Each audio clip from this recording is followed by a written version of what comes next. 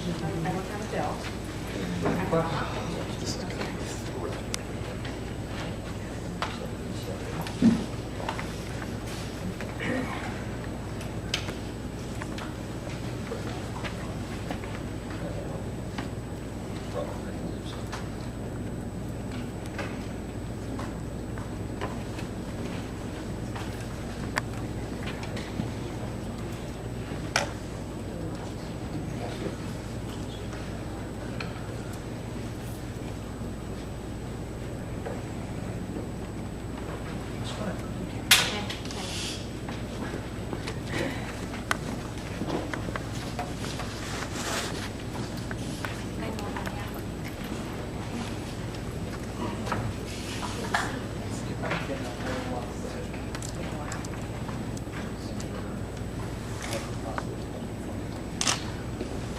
Okay, I think we'll go ahead and get started. Tom is going to moderate questions, but I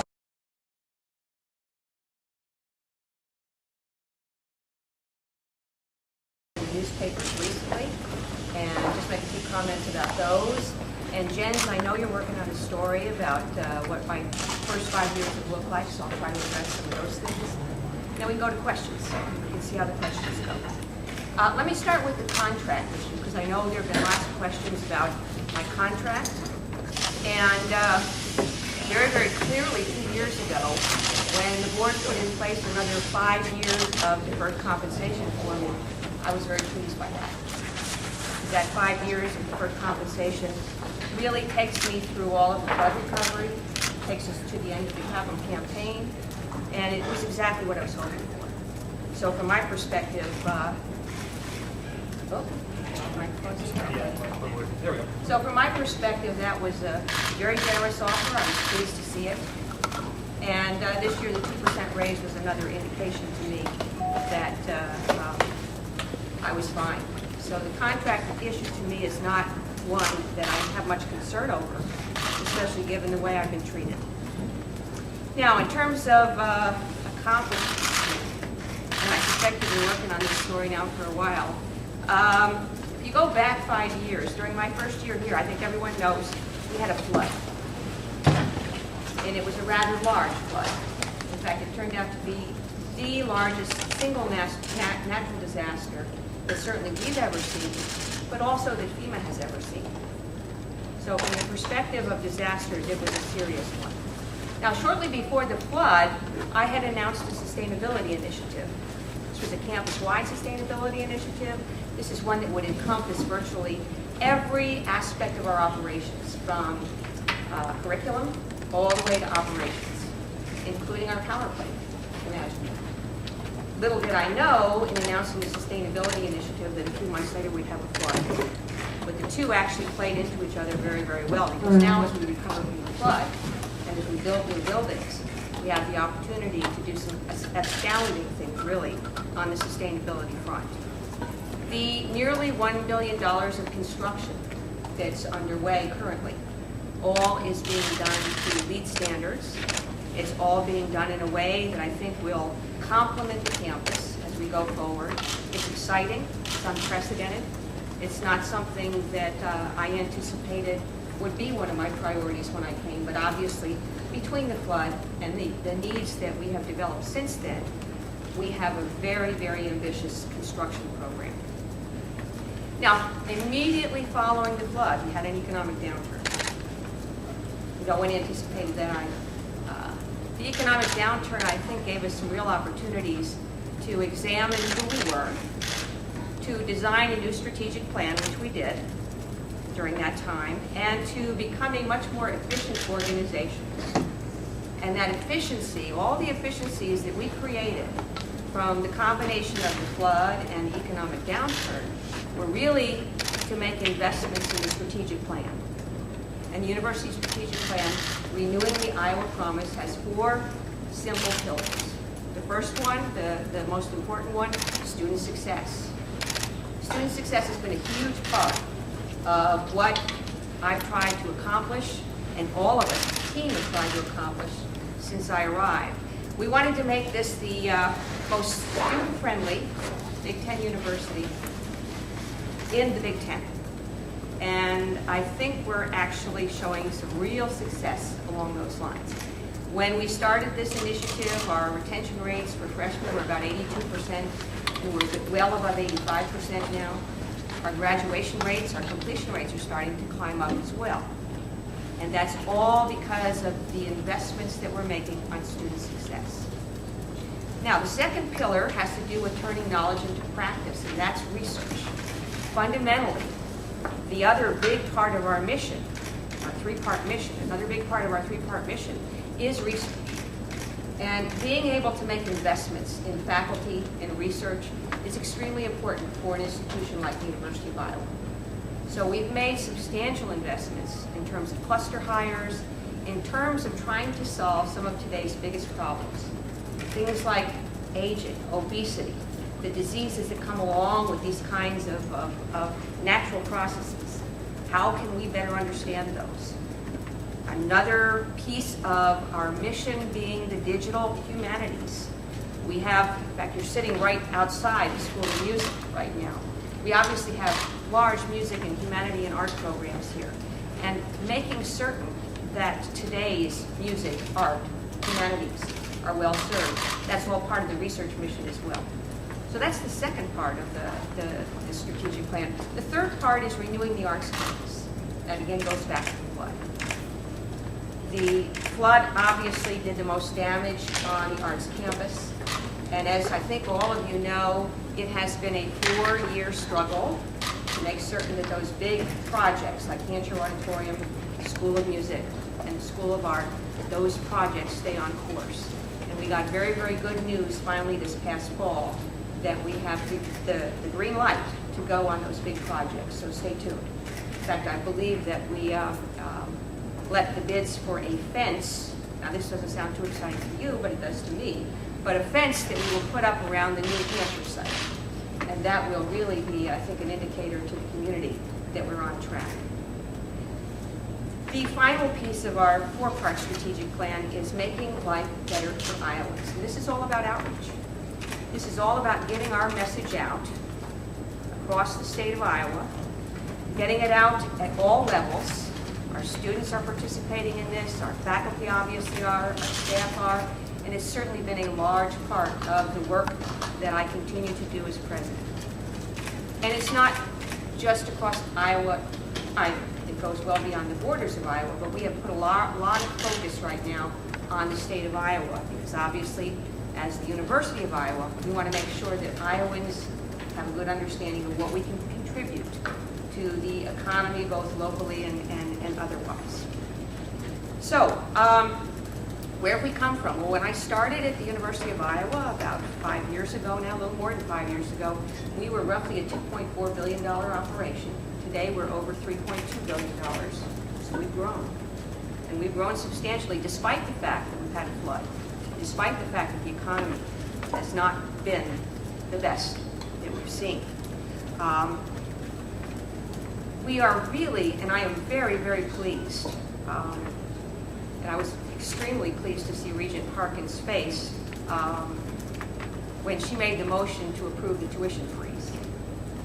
For several years, watching the regents have the discussion about tuition and understanding how much they wanted to hold tuition costs down and how much we wanted to hold tuition costs down, this year it was truly a rare opportunity and a wonderful pleasure to be able to say, listen, the state was able to give us an appropriation last year. We need to freeze tuition. When they can help us like that, then we need to respond, be very responsive, to say thank you, and make certain that Iowa students in particular do not see tuition increases. So I'm pretty pleased by that, to say the very least. One of the things that I did in anticipation of the regents being able to freeze tuition and then make a case for tuition grants to the legislature this year, one of the things they're asking of us, of course, is to raise money. So let me talk a little about raising money, because that's a large part of what I do as president. Over the past 5 years, myself, my husband, and a very, very talented team of fundraisers, we've raised nearly $1 billion. Now, for those of you who do fundraising, you can begin to think about what that really means. But let me give you one example, because in October, as a result of the Board of Regents announcing that they would ask the legislature for tuition grants and that the institutions would respond by raising money for scholarships for Iowa students, I made an announcement to our foundation, our fundraising foundation, and I said, we're putting out today a program called the Golden Pledge. The Golden Pledge, very simply, is if you as a donor contribute $100,000 to endow a scholarship for an Iowa student, I will, from Central Resources, match the proceeds from that endowment for the next 5 years. So you basically get double the bang for your buck, at least for 5 years, on these new scholarships. Now, I announced that in late October, and as of today, we know we have more than $2 million committed in Golden Pledge opportunities for our students. And I couldn't be more pleased. I think it says a lot about our donors. I think it says a lot about when I'm able to go out and leverage resources that we have here at the university, how well people who love this university respond and how quickly they respond. The last thing that I would mention, well, two more things at least. I've had the real opportunity since I've been here to get to know students in an extraordinary way. I started a class called the President's Leadership class, and I've had just tremendous students in this class for the last 4 years. Nick Potterbaum is one great example of a student who several years ago was in the President's Leadership class, and today he is the president of the student body. Hannah Walsh is another good example of a student who was in the President's Leadership class until just last week. She was named as a new member of the Board of Regents. So, extraordinary opportunity for me to be able to work closely with a small group, albeit, but a group of freshman students when they come into the university, and to really be able to spend time with them in ways that I can't with other students. Although I have to say that our block party every year now gives me a chance to spend a lot of time with a lot of students, but it's a short time. It's a short time, much shorter time. And then finally, let me say a few things about some of the other external things I do and I've done over these past 5 years. So, Jen, if this is helpful to you. Some of you, I think, know that I currently serve as the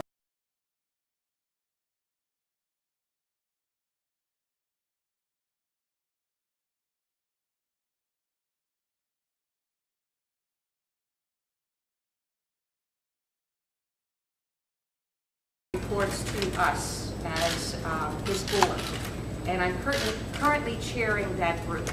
So I've had the opportunity this year, obviously, to work on the expansion, adding Maryland and Rutgers to the Big Ten.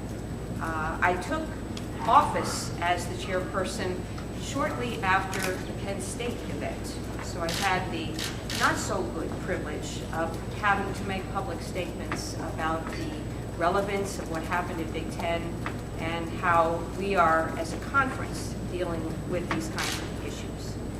And then finally, the last national activity that I have that I'll mention is just this fall, I assumed responsibilities as chairman of the board of the APLU, which is the Association of Public and Land-Grant Universities. This is an organization that I've been a member of for many, many, many years. It is largely all public and land-grant universities, hence the name APLU. And it's an organization that attracts many, many institutions that are very much like we are. So it's an organization where the board is, again, largely comprised of university presidents. And I ascended to the director's role of that board this year as well. So Jen, I hope that helps you with your story. Believe it or not, he was the main reason for doing this today, but I knew that if I said to Jen, we would do this for you, that others would be pounding on the door, and I don't have a lot of time right now. I apologize. We've got commencements coming up, and then we've got the holidays following. So I would be happy now to let Tom moderate on questions, any kinds of questions you would want to answer. I'm certainly happy to answer. Perhaps it makes most sense to let Jen ask any follow-up questions, perhaps. Sure. I think you addressed this earlier, but you started out by talking about your contract. And Sure. I just wanted to make sure it was clear. In terms of it affecting your tenure, do you have any concerns about that or any concerns about your job security? Not at this point, no. Okay, and to follow up on that, it's talking to people nationally, it's unusual for a president to get a contract and then not get one renewed. Some people said they've never heard of that, which is wild. Yeah, you know, I was a little interesting in terms of what is a contract here is really a letter. And some might argue that that's not really a contract. So I still have a letter. You know, it happens to be the way they seem to do things here. You might ask older members of the Board of Regents what they remember in terms of contracts. They might have better perspective than I do. So. One other thing, in just in terms of larger picture of your tenure, Sure. I was wondering, looking ahead, I think, if I remember right, if you don't mind my saying so, I think you're 62 now. And I'm which? I'm sorry. so I think you're 62 now. 62, yeah. Yeah, that is a little personal, but that's okay. I'm wondering how long, if you thought about how long do you want to be president? Do you hope to retire at the University of Iowa? Well, when I came to Iowa, I certainly came with the intention of filling my career out here. There's a lot I still feel that I'd like to get done. Certainly all of the flood renewal projects, the capital campaign, the comprehensive campaign that we're going to kick off in May, which goes through 2016. All of these things I would like to get finished. And if I get all those done, I'm going to feel very, very good about the institution and about what I've been able to accomplish. And retirement might actually sound pretty good at that point. Are you thinking maybe within 5 years, since I think that was the preferred compensation? That's possible. We generally try to take things like 5 years at a time. I once talked to Henry Tippie, and Henry's, 90 now, I think, and I think he just upped another 5 years on the lease for his office in Texas. And Henry taught me 5 years at a time, take it 5 years at a time. And then one last thing is, so other people can ask questions, but one issue that was stated as a goal by the regents was communication with the legislature, improving Sure. communication. Sure. Yeah. I'm wondering how you think you're doing with that. Do you think you can achieve that? You know, that's always a work in progress, and now that we have some new legislators, I've got some new people to meet.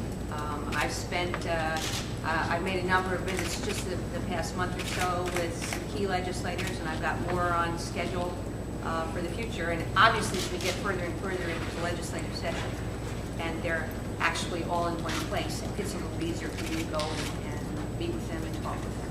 So we'll be doing a lot of that this year, for sure. And one last follow-up with that. With the legislators, and I don't think this would be news to you, but in doing our reporting, some have said there was a tone of arrogance when dealing with you, and that I mentioned that to point out that it's been a serious contention with some legislators.